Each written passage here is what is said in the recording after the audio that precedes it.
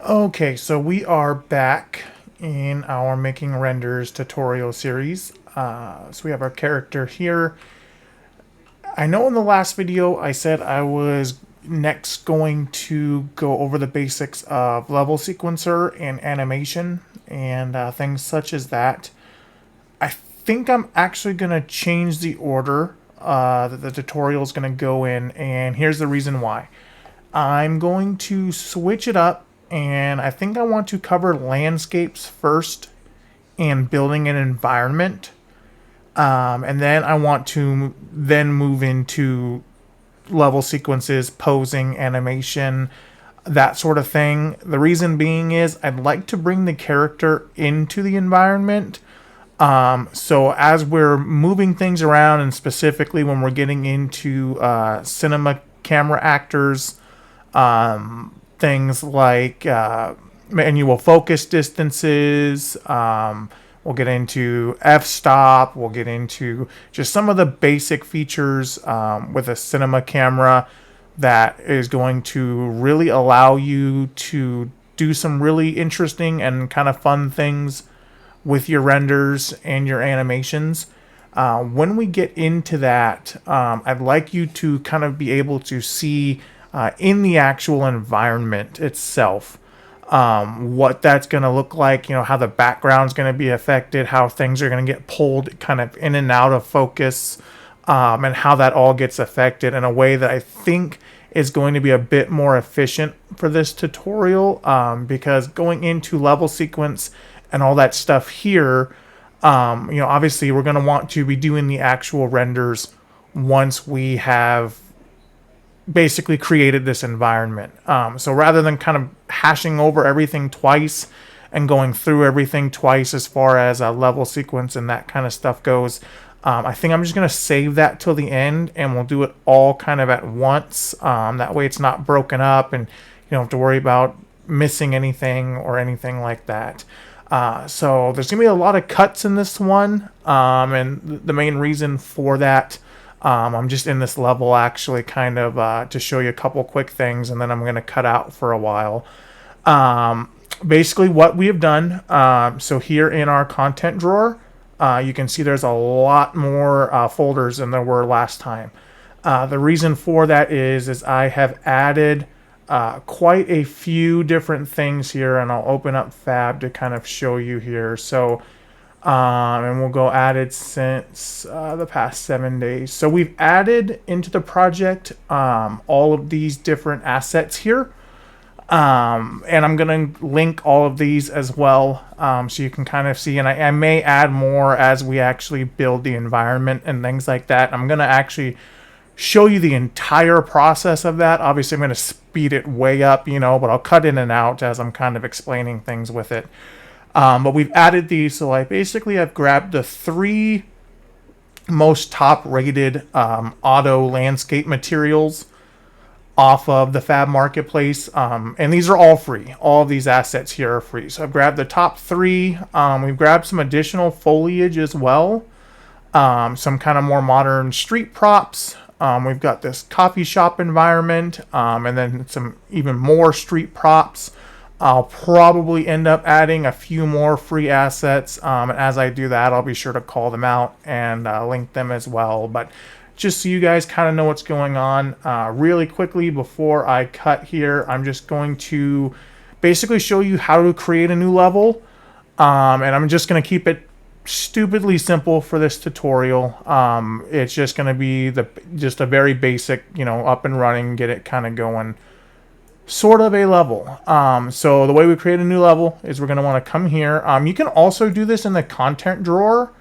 The problem is when you do it from the content drawer, it's not going to give you the option of what type of level you'd like to create. So it's easiest just to do it up here and create a new level. For this tutorial, we're just going to do the basic one for now. Open world is really great if you're creating that style of game. It gives you, world partition, a lot of really nice advanced features kind of out of the box that you don't have to worry about trying to set up later. But for the purposes of today, since we're really not going into all that, we're just going to choose the basic level. So we're going to create that. And right away, since we're going to be doing a landscape, I'm going to take just this basic floor and we're going to go ahead and delete that. And then we're going to go up here to where it says selection mode. We're going to go to landscape. And since there's not a landscape, it's going to immediately try to create one for us. And that's fine. So actually what we're going to do is we're going to probably make it just slightly larger, but not a whole ton. So it's 8 by 8 by default. We're going to go here. We'll go to 10 by 10. Slightly larger. Okay. And we'll go ahead and we'll click create on that. And so then our landscape's created. And you can see there's no texture on it. It's just the default cube texture. And what we're going to do is we're going to go to my characters. We're going to drag our character in, drop her into the level here, and we'll go back to selection mode. We'll grab her and we'll face her forwards just for a nice frame of reference. And then we'll zoom out just to get the scale. So this looks probably pretty good on the scale. You know, you may sometimes need a very large landscape. For this one, like I said, it's just going to be kind of a smaller environment just to sort of show you how to set something like that up. So we're going to just kind of keep it this size. I think is good for now. So what I'm going to do is I'm going to take, and this will be off camera, we're going to take, and I'm going to test each of those 3 auto materials just to kind of see which one I think looks the best. And then we'll actually get into sort of building the landscape, and I'll show you how to do all that. And I think what I'd like to do at the end, if we can, is I may actually try and duplicate the landscape, and you kind of use each of these 3 materials just to kind of show off sort of each one and maybe some of the differences between them. No guarantees on that though. That might not quite work as intended, because when you get into these auto materials, there are a lot of variables that go into different things, slope heights, things like that. Nothing really that you need to worry too much about, but one landscape might look very good with a certain material, and that same exact landscape might look really bad with another material. That's not necessarily the fault of the material. Typically, what you would do is you would kind of play around and select what material you like the best, based on what kind of a landscape you're creating. In this case, we don't really have too much of a specific goal in mind for what sort of landscape we want.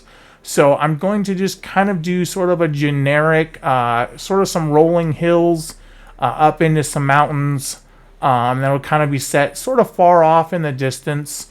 And I'm planning on kind of building just a small, simple sort of urban environment somewhere in the center here, and we'll play into that. And then I'm also planning on using this pre-existing coffee shop environment that I showed you that in Fab, this guy here.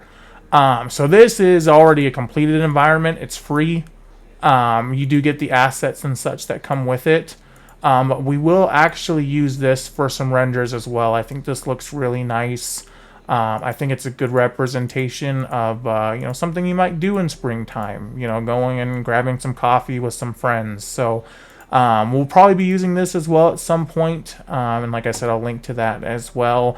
If you have the ability to find something that fits your project or fits what you're trying to do in Unreal, and it's an already completed environment, a lot of these people that publish these environments on the Fab Marketplace are very, very good at what they do. And personally, I see no shame in taking advantage of what some of these professionals are putting out here, and using it in your project. And I think ultimately, for myself as a creator, I can't speak to anyone else, but I personally, if I published an asset, I'd love to see people using it in their project. And I think that's obviously, the intention, of course.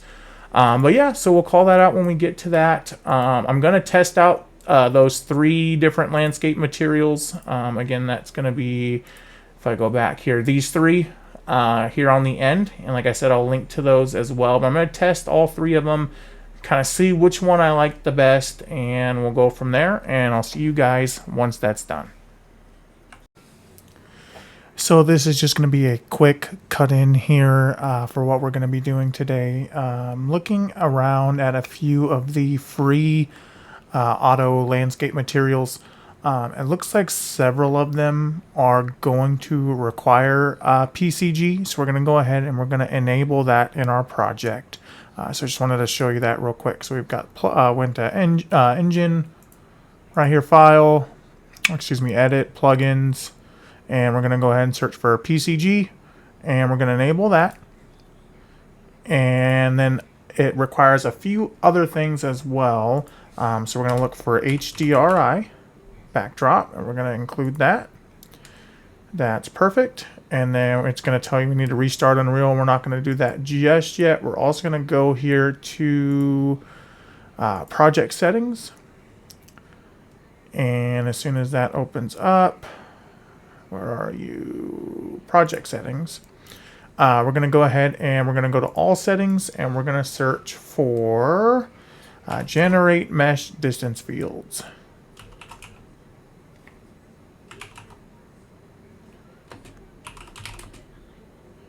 Okay, perfect. And that's already enabled for us. So that's perfect. So we're going to go and we're going to go back into our plugins. And we're going to go ahead and restart Unreal, and I will be right back once that is done. Okay, so we are back. I have deleted the landscape. It's been several hours playing around with essentially all of those different auto materials, and I believe I have found a winner. So I'm going to go over all 3 of them, what each one did good, what each one did bad, why I ended up picking the one that I picked, which I think is going to be the easiest for most people to set up. It's the most intuitive, and it's also, I think, kind of the best all around out of the 3. But I'm going to go over each one anyways. So starting with this guy here, this first one, I think actually out of the 3 was pretty solid.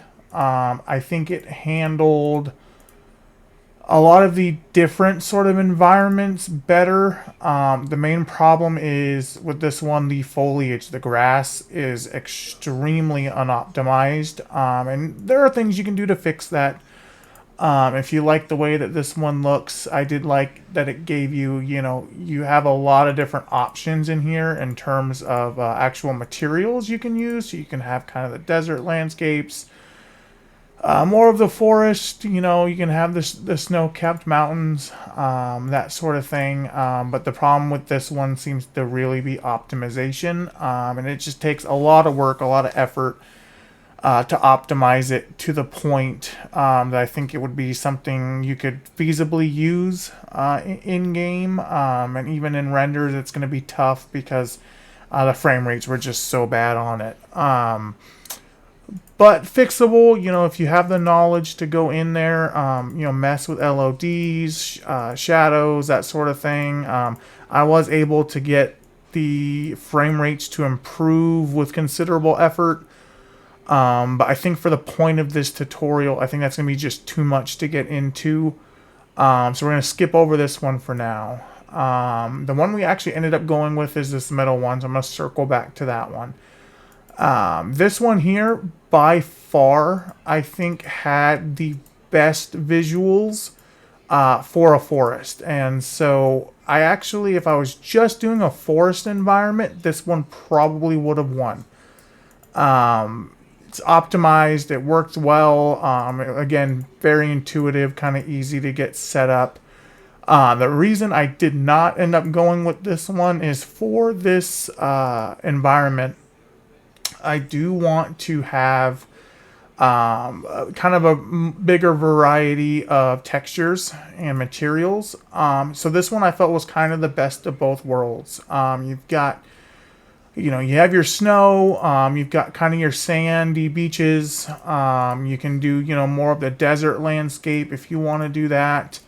The foliage and stuff, it looks okay. It's not the best, but it's very well optimized. And it's easy and intuitive to kind of get up and running and get set up with. So this is the one we're going to use. Like I said, I'm still going to link all three of these. I think they all kind of have their pros and cons to them. But we're going to start with this one. And what I'm going to do is I'm going to show you kind of how to get this set up. We'll start fresh. And so this is the one we'll be using for our tutorial. So what we're going to want to do is we're going to navigate to that. And I've already gone in and done this before, but I'm going to go ahead and start from scratch. So we're going to go to our content browser. This one's the MW Landscape Auto Material. So I'm going to come in here to Materials. I'm going to go to Landscape. And so there's the custom one that I did. And essentially what I did for that is I took just this mountain range example, because that's the closest to what we're going to be creating. And I just went ahead and duplicated it. So I'm going to go ahead and I'm going to duplicate this again so you can watch how this gets set up. So we'll duplicate it and we'll call it, we'll keep the same naming convention, MWAM Custom 2. Okay, perfect. So you saw me create the landscape. That's very simple to do. You can adjust the size, do all that good stuff. What we're going to want to do is come here and go back into selection mode and select our landscape. And then we're going to come down here to where it says landscape material. And then here is that new one we just made. We're going to drag and drop that in, and you see it's going to populate. And one of the things I actually really like with this material is, so right now it's basically just doing like a snow cap of a mountain. It actually kind of spawns in these really cool sort of glacial looking rocks and things like that. I think look really nice, but you'll see as we set it up, these actually change based on world height. So like the rock types, that sort of thing, actually change. And what you can see is the frame rate drop. I'm keeping that up just so you can kind of see what's going on with that. It's not really all that significant spawning in this material. So that's one thing you want to look for when you are using auto materials, is when you do go and apply it, especially once foliage and stuff, grass, that kind of stuff starts getting loaded in, you really want to watch sort of what it's doing to your frame rate. Especially for people on lower end machines, and I'm by no means on a high end machine. I've got an i9 and a 3070 Ti. So I would say I'm kind of an average machine. Anything over 100 frames a second, you're doing great. And this is on cinematic quality, or excuse me, epic quality. So everything looks great. And that's just one thing you want to keep in mind. Just making sure that you're building for as many people as possible. I think that's really important. Anyway, so getting into this. So what I'm going to do is I'm going to go ahead and I'm going to open this up. So this is what we're going to be met with. Now, there's a lot of different parameters, and I know it looks super scary. It's actually fairly simple in terms of an auto material. I know there's a lot of different parameters and stuff, but I'll kind of go through them on this one. And this process is going to be similar for a lot of these auto materials. Typically you'll have, on most of them anyways, kind of like your world position and stuff like that. What you're setting up is, heights, that different materials. So, right now, for example, this is the snow world position, so it's set to negative 1500. And you'll see here, so water's negative 3000. Dirt here is set to infinity. Basically, you'll never build a you'll never make anything that high.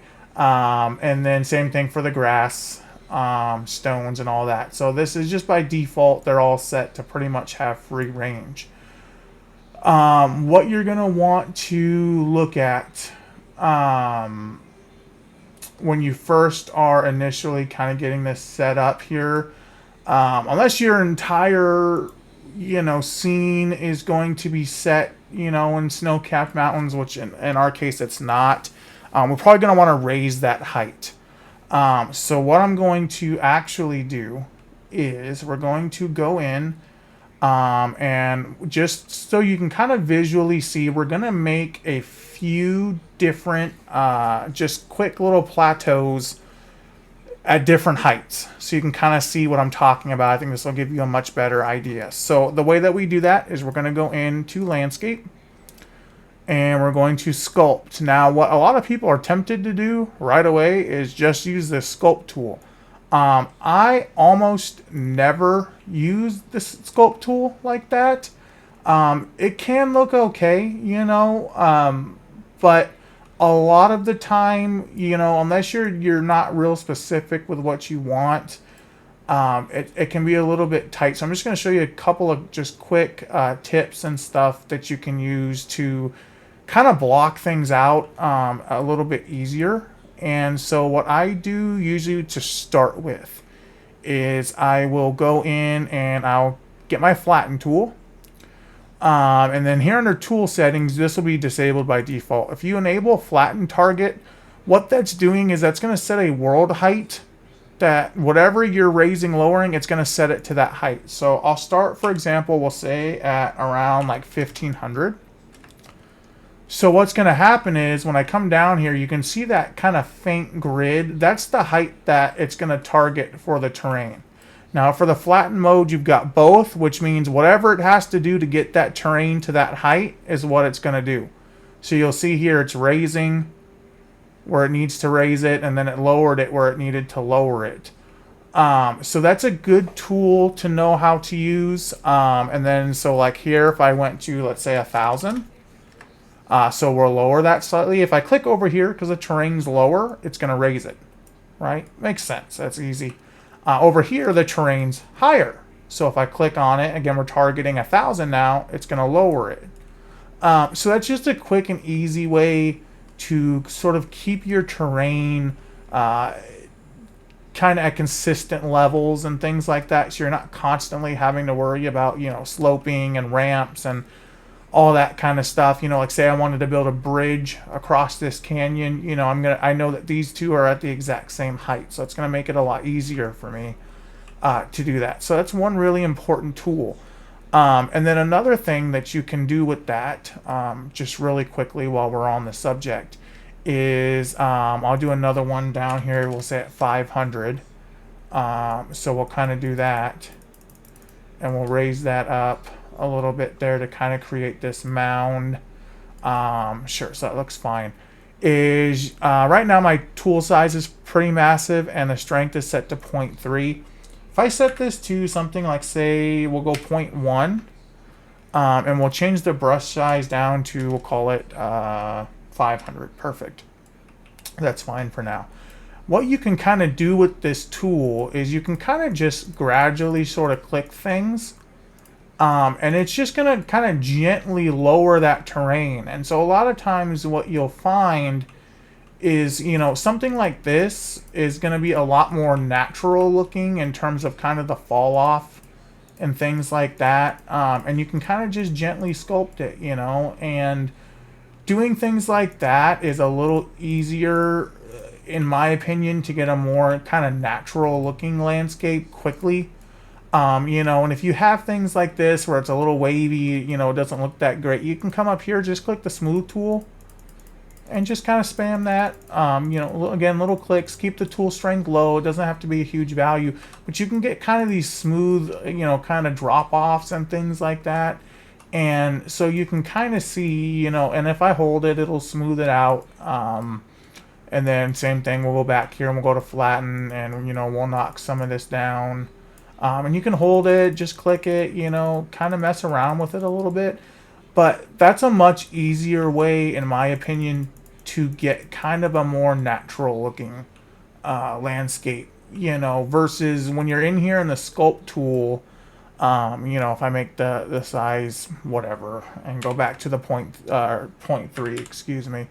When you're just sitting there doing this, and you're raising it up, it can look okay, but when you're looking at something like this, and it's kind of hard to tell, given the material that we have on right now. It's just that you don't have as much fine control over it, constantly going back in, raising, and then, pressing shift to lower it back down. Now I'm getting a dip here, and that's not desired, and it's making it more difficult. Those sorts of things, I find that just kind of using the flatten tool and then, tweaking that flatten target can make it a lot easier, and, kind of avoid some of the misclicking and things like that, and kind of the unwanted side effects versus just using the sculpt tool. And I know this is kind of already getting a little bit long in the tooth here. So for now, what I'm going to do is I'm going to go ahead and I'm just going to go back to 0. And I'm just going to undo all that. So we're just going to go max size, and we're going to flatten this all back to 0. And you see how easy that is, right? Good luck trying to do that with the sculpt tool. It's just a little easy. So that's one of my favorite tools. The ramp tool I really like. You guys will see that in a moment. But what I'm going to do is I'm just going to, like I said, I'm going to do 3 separate heights. So we've got the 0, we'll do a 500, and we'll raise this area up to 500. Then we'll come over here, we'll do one at 1,000. Actually, that probably doesn't need to be that big. Let's just so we can get it all on one screen so you can see what's going on. We'll go to brush size, we'll go 500. Okay, so 500 on the height. So this will be our first one. So we'll just do a little mound here. That's fine. We'll go 1,000 for a second one.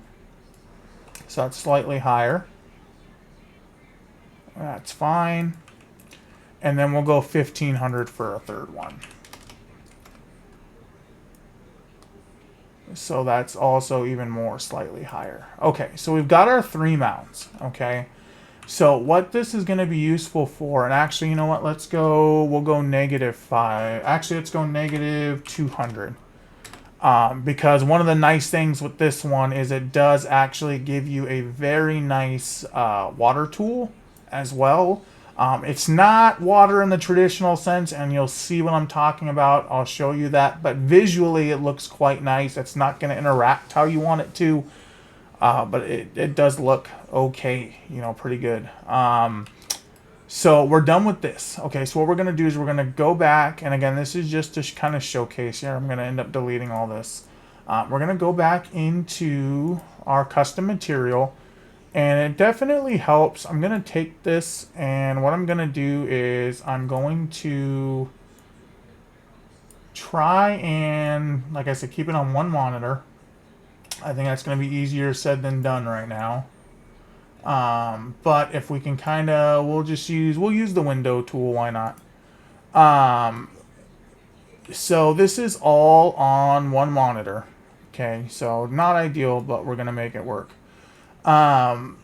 Over here, this doesn't really matter. I mean, it helps to kind of visualize it, but we've got the material itself loaded in the editor here, so we're just going to use that, okay?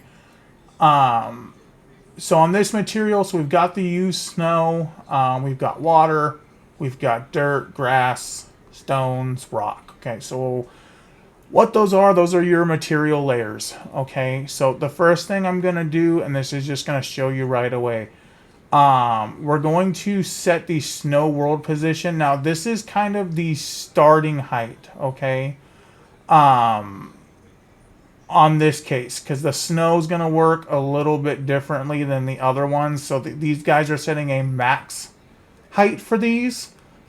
This is setting a starting at height. So we have our three mounds. Okay, so we've got 500, 1,000, and 1,500. Okay, if I take and we're gonna enable this, and I set that snow world position to, we'll call it 1,000. You'll see something kind of interesting is gonna happen. So this mound here that's set to 1,000, even though this starts at 1,000, it's not gonna blend that because we're at the height it's supposed to start at. So we're gonna come up here, and then now you'll see at the one at 1,500, it's kind of starting to blend that. If I come here and I go to the flatten, and we'll do one, say, to 2,000, you'll see the higher you go with this, the more it's going to blend that snow in. So now here, it's kind of, there's still a little bit of dirt. There's normal looking rocks and even a little bit of grass, right? Because it's not been fully blended yet. Versus here at 2,000, that's all the way into the snow. So we've got, the glacial rocks and that kind of stuff is coming back. And so when we're doing, mountains, that sort of thing in the distance and stuff, that's going to really be kind of what you want. So just keep that in mind. You want these to be at heights that make sense, and one thing I kind of like to do, generally I know that 2,000 is going to be good, but we can always just take and go in here and drag our character in.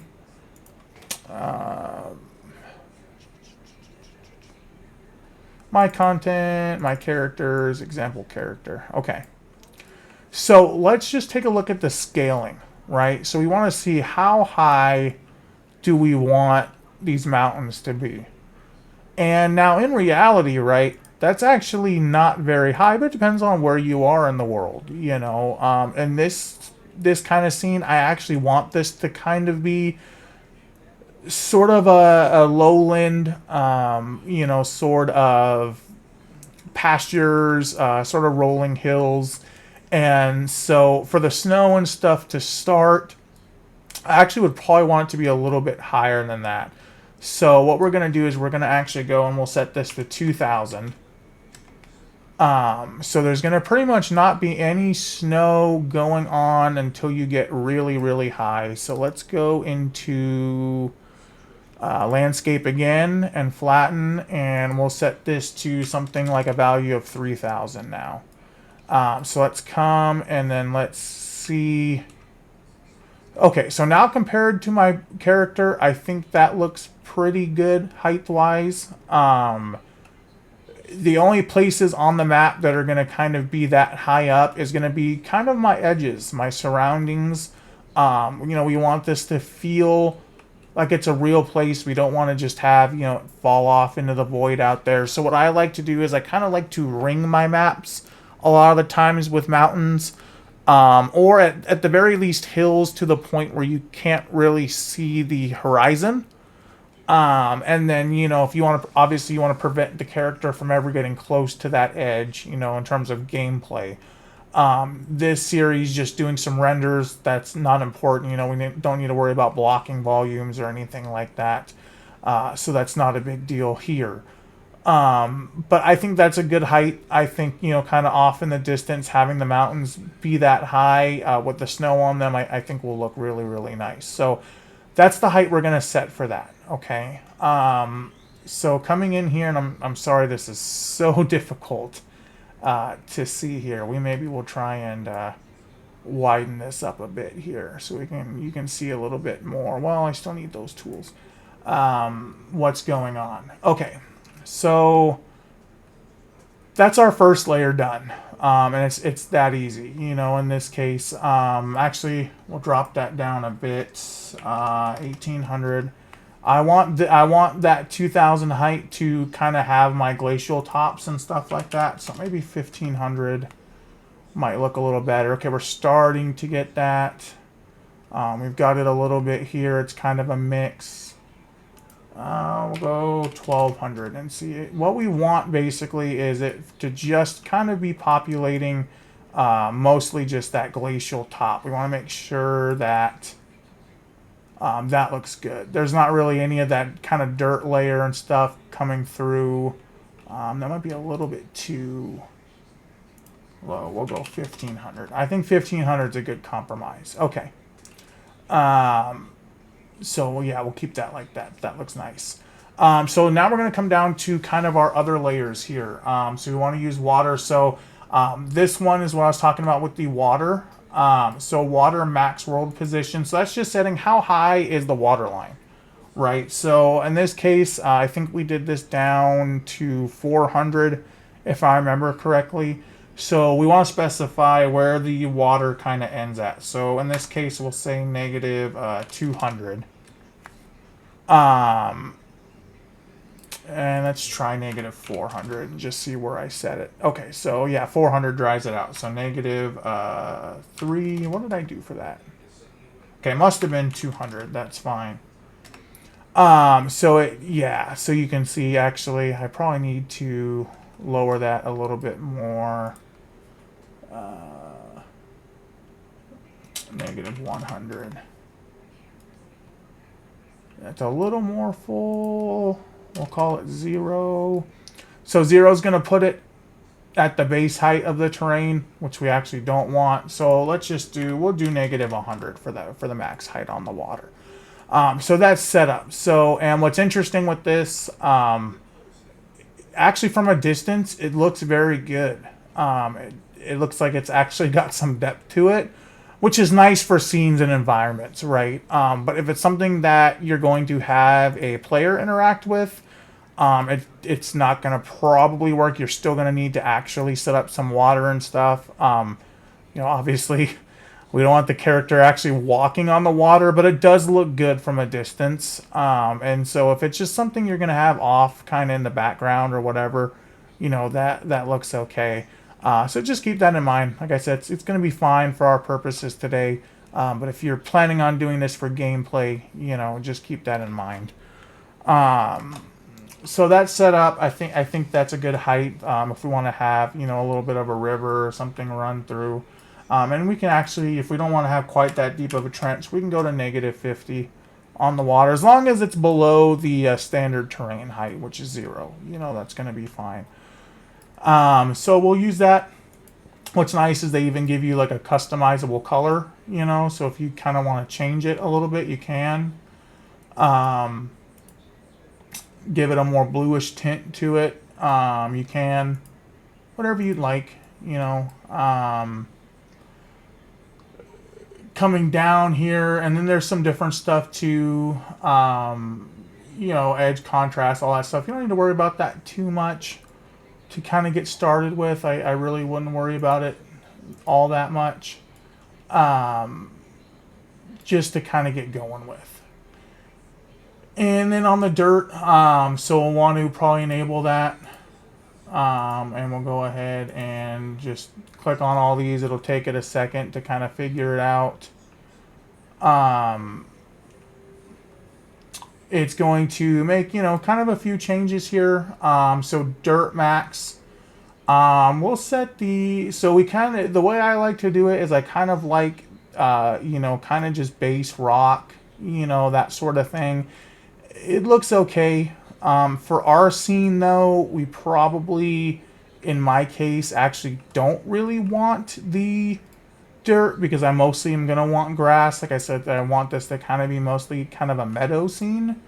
So we're going to set this max world position on this. We'll set it to negative 10. So what that means is basically it's going to sort of always be below the standard terrain height.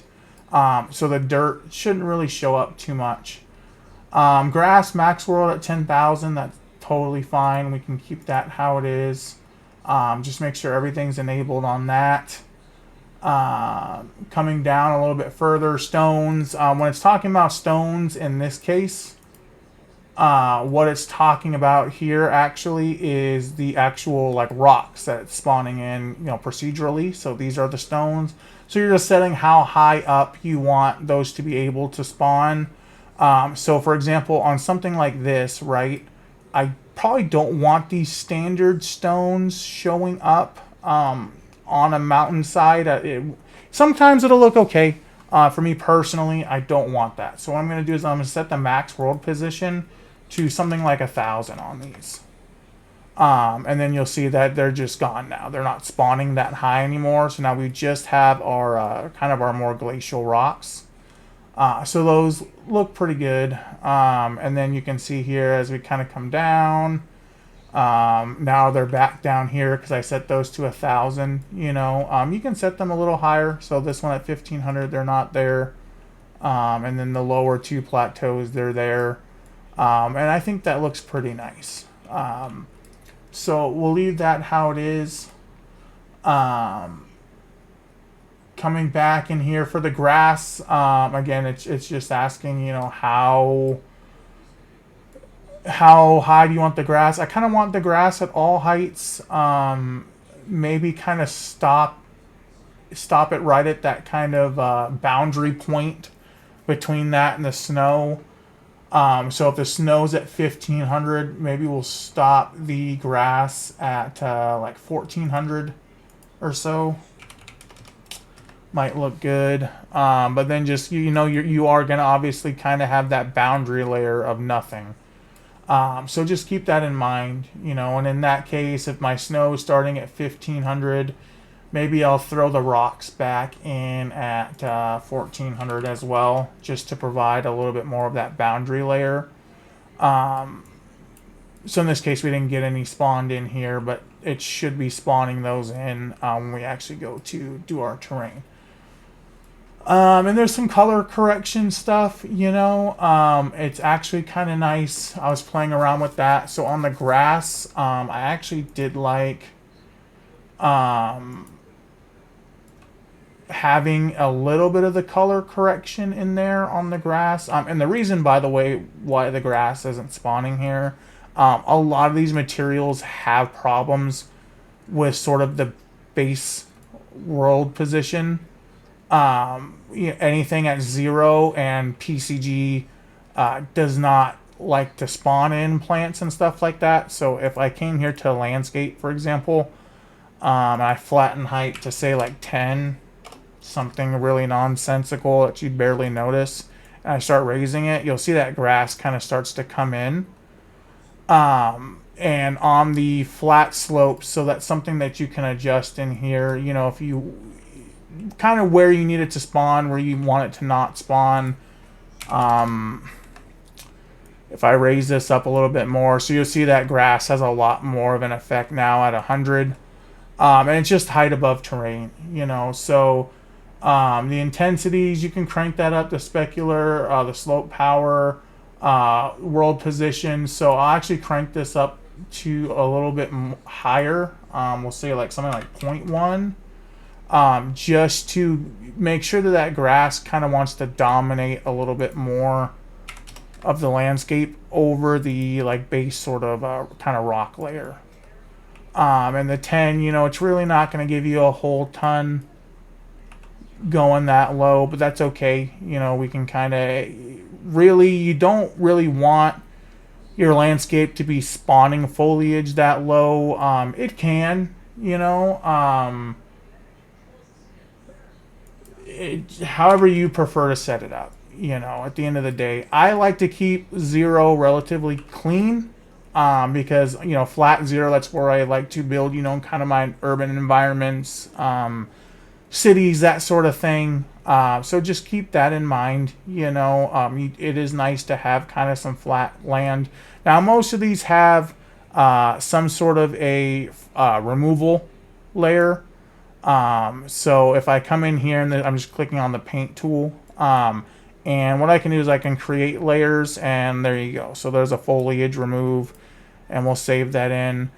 So now if I go in and I paint that, say I'm here and I don't want any foliage, I can just paint that and it's going to automatically remove it. Sometimes you need to go through a little bit, you know, a couple times to really get it gone. But so that's how you would get rid of that. You know, if I say I did want to build something up here. Relatively simple, easy to kind of understand. So those are kind of the basic layers. So for this material pack, that kind of covers everything, and they all will do different things. You know, I think the grass texture, it's okay. You know, it could look a little bit better. you know, I actually really like kind of the more glacial mountaintop texture. I think that looks really nice. So just all things to keep in mind, and you can play around with those. You can set up, you know, what positions and stuff you want things to be at, where you want them to spawn in, and different materials will let you control different parameters. So just play around with them. There's a lot of great auto materials on Fab. You know, you can kind of look around, find one that you like, that you think looks the best. Like I said, this is the one we're using for the tutorial, because I think that this is the easiest to kind of set up. You saw me kind of go through everything. There's not too much in the way of different things to modify. If I do need to make any other changes here as I'm building the world, I'll call that out. But in the meantime, what I'm going to do is I'm going to actually go ahead and reset all this back to the 0. I'm going to go back to full screen, and start actually building out the landscape, and kind of leaving some areas for kind of that urban environment. And then we're going to get into doing foliage and that kind of stuff. So I'm going to record the whole thing. It's going to be obnoxiously long, probably. I am going to obviously speed it up, but if there's any point where I need to kind of stop and point something out, obviously I'll do that. But yeah, so we'll get going on that. I will see you guys in just a second. I'm just going to take a quick break, and then you're going to see a cut, and then we'll get right into that. Okay, so we're back again. Something I just want to touch on really quickly before we get started. With a lot of these auto materials, the foliage is not always the most optimized. So what's included may not always necessarily sort of work the best. And I'll show you an example. So here is the landscape, right? This is the same material we were using. If I come here into the material, so you have these settings here, so like the grass slope power, that sort of thing. So if I come here, this is just basically going to adjust a couple things. Essentially what it's doing is you're telling it how flat the ground has to be in order for grass to spawn in. And so just, again, really quickly, I'll show you an example. So we go to sculpt, we go to flatten. So this is on the standard setting that comes with the material. Okay. So you'll see that wide area, very flat. That is all grass. And then here where the slope is, you'll see the grass kind of falls off. Now, if I do it a bit more dramatic, we'll call it 200. And I raise that up, you'll see where it starts to fall off. Right now, it's pretty okay. You know, the grass is coming up the slope pretty well. If I take this slope power here, and I crank this down to 0, for example, it's going to, that fall off is no longer, actually, am I doing that on the right one? Yes. You'll see that there's not as much of the fall off on the slope. So just keep that in mind, because what tends to happen, so say I do, we'll call it 10. You'll see that what that's changing in the materials, the grass is going to be less likely to spawn. And then now here you see the rocks are taking over. So just different things that's going to affect your landscape. But one thing above all else to keep in mind is, and you can see it right away there as I come in on the grass, it's not very well optimized. So if I was to come, say, over here, and I play from here, my frame rate is excellent, right? It's 100 some odd FPS. As I start to come over to the grass, you'll see it sort of gradually fall off as the grass is loaded in. And now, you know, getting frames in the 50s, 60s. That's on Epic. That's okay for my rig. Personally, if it was my project, I wouldn't want the frame rates to be anywhere near that low. I think 80 to 90 in general is a good target for kind of a mid-range on Epic quality. Anything below that, and you're missing some steps with optimization. So where would you go to fix that? And I'm not going to go through and optimize this entire material. That's something that you have to play with and usually do for hours. And there's already some really great tutorials on, optimizing that sort of thing. But where you would find that, just for this material, if you did want to use this in your project, is you're going to come in and you'll go in here, and it's already there because I was already peeking at it. But you'll come in here, you're going to go to materials, and you'll go to landscape, or excuse me, where was I at? I found it and then I lost it again. Oh, procedurals. There we go. So these are your landscape types. Okay, so what that means is these are what the materials loading in. So you see you have the grass, the dirt, rock, snow, and that's referring to all of these sort of like stones, the grass, all that stuff. So in these, so if I go and I click on grass, for example, so these are all your different grass varieties, and this is where you go in and adjust things like cull distances, which are extremely important. The number one thing for optimization when it comes to foliage is cull distances. So you can see here they're set at 10,000. That's actually quite high. So just really quickly, for grass anyways, we'll set these to something like 3,000 to start culling them. And then we'll end them at, we'll go 6,000 for our case. And you want to apply that on all of these. So I'm just going to go through and do that really quickly. And we'll keep them uniform, so 3 and 6. Now for when we actually get into placing our own foliage, there's different things you want to do for different types of foliage. Grass, for example, it's not a big deal to have kind of these shorter cull distances,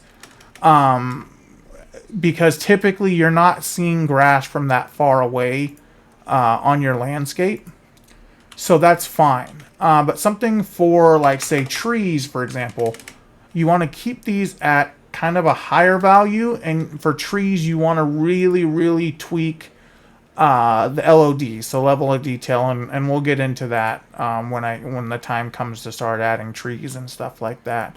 But the first thing you really want to do is just kind of set these a little bit more aggressive and play with them. If you don't like where the cull distance is, you can extend that out. And what the cull distance is, so you can kind of already see it happening right away. So that's controlling how close, or how far, I should say, you have to be from the grass for it to start loading in. And you'll see still when I get right up on it, the FPS is still quite low. But it's going to be a little bit better. You're going to get, right away, you can see here, okay, so that's a gain of, 5 to 10 frames a second, just by doing that. Right here in the middle of the patch, when there's still a ton of it on screen, it's still going to be not that performant. So just keep that in mind, and like in a case like this, obviously we're kind of situated up high. So you're going to kind of see where that cull is happening. So that's not that optimal. You may not want that. So just play with the distances.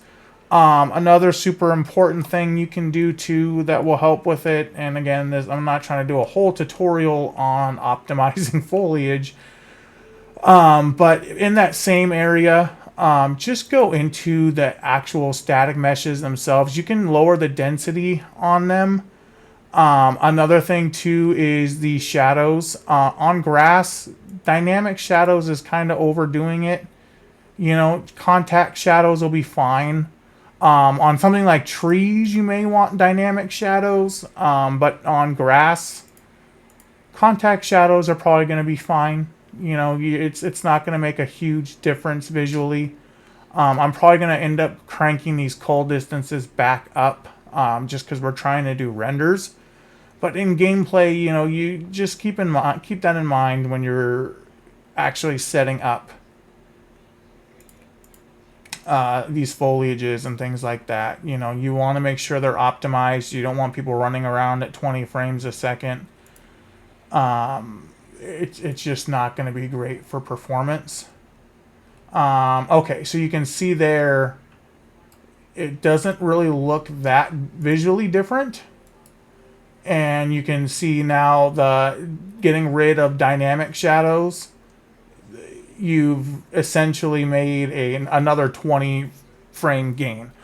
And then, you know, you would further optimize. You would go into, you know, things like LODs, like I said, you know, adjusting those, things like that. But, you know, it's 70, 80 frames a second, you're doing okay. But this is, you know, this is a blank template. You know, once I start calling, you know, different blueprints, things like that, start loading in, you know, static meshes, you know, just everything it takes to actually build a game. You know, obviously those are all going to cost frames. So if you're starting, you know, somewhere 40, 50 frames a second just off your landscape material, you're going to have a bad time. So just keep that in mind when you are going in and kind of setting things up. But just those are the two big ones. You know, cold distance is important, and also, you know, really important, especially on something like grass. You know, you don't really need dynamic shadows on grass. It looks good, you know, but it's very unperformant. So just keep that in mind, you know, and use things sparingly. Honestly, if I was building this for kind of a game environment, I would probably also want to lower the density on this grass a little bit, or look for, you know, maybe not even have the grass at all, and, you know, hop on Fab and look for, you know, kind of a more low poly solution for grass. If I did want to have it this thick, you know, that's another option too. You know, just this, you know, you don't necessarily need like extremely high quality grass, and things like that. So it's all a balance. You know, build for who you're trying to build for. So just keep that in mind. And so what I'm going to do is I'm going to actually get in now, actually start this thing. So we're going to go and we'll flatten this all back down to 0 here. But yeah, so just keep all that in mind when you're building. I'm going to go back into the material here, and I'm going to also crank the slope power. Actually, I leave it at 10. I think that looks pretty good. So we're going to go and we'll actually start building the landscape. So you'll probably hear me cut out. You'll kind of see what I'm doing over here. And like I said, if I need to call anything out specifically, I will do that. So I'm just going to, I guess, get into it. And it's going to be a long time. And so this will be sped up. It's going to probably be, you know, won't spend too much time on it. You know, probably at least an hour, I would say, for me. Hopefully sped up to, you know, 5 minutes for you. So anyways, I know this video's long. I'll try and segment it as best I can. So yeah, we'll get going here.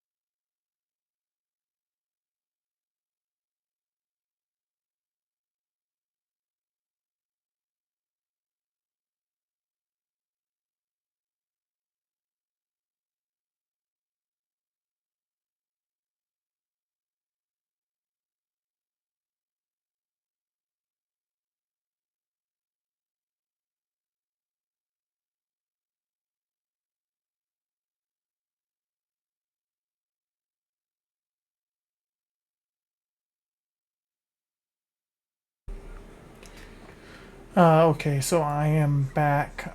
Just really quickly, adding a little bit of fog into the scene. You don't want to go too much, like anything above like a point 0.2 or a point 0.3. It just looks a little bit too washed out. I'm gonna keep it like a point 0.1. Having no fog, you can kind of see it's a little bit jarring on the landscape. It just doesn't quite look as nice. So having something like a point 0.1, for example, in there just adds a little bit of depth to it. Kind of smooths out a lot of the shadows and stuff like that you'll get on the landscape. And so you can kind of play around with this. You can do like a point 0.5. Actually, I think that looks a little bit, or 0.05, excuse me, that looks a little bit better. But you're kind of seeing me go through here. I'm actually using that sculpt tool just to add a little bit of, sharpness to the tops of the mountain peaks and stuff. It doesn't look great. Again, this was something I was building for a game or like for a serious, animation or like series of, renders and something like that. I'd be taking a little bit more time. This is kind of just quickly throwing it together, but hopefully you're kind of getting an idea how to use some more of these tools and stuff like that. What I'm also going to be doing is I'm going to build up. So I've kind of left this area here that I've kind of blocked out with dirt. This is going to kind of be sort of the urban part of the map. So I'm going to raise these areas surrounding it up here, just with some grass and stuff to kind of try and blend it into going up into the mountains a little bit better. So it looks a bit more natural. Now, obviously, this is a very small sort of landscape here. In a game setting, you'd probably want it to be a little bit larger or, kind of lower the height maybe of the mountains a little bit so it looks more realistic. You wouldn't expect, obviously, in real life, anything to be built in an environment like this. You need some way. You would want to have like a road or, maybe a highway coming through or something like that. I actually probably set this more in like in a valley, rather than completely surrounded by mountains like this. But for our purposes, just doing some renders and stuff, I just kind of want to have the same sort of look in every direction so that when I get to actually building up the more urban environment, it's a little bit more consistent, no matter where I need to kind of angle things and such. So just keep that in mind when you go to actually do this yourself. And I will be back again here in a bit.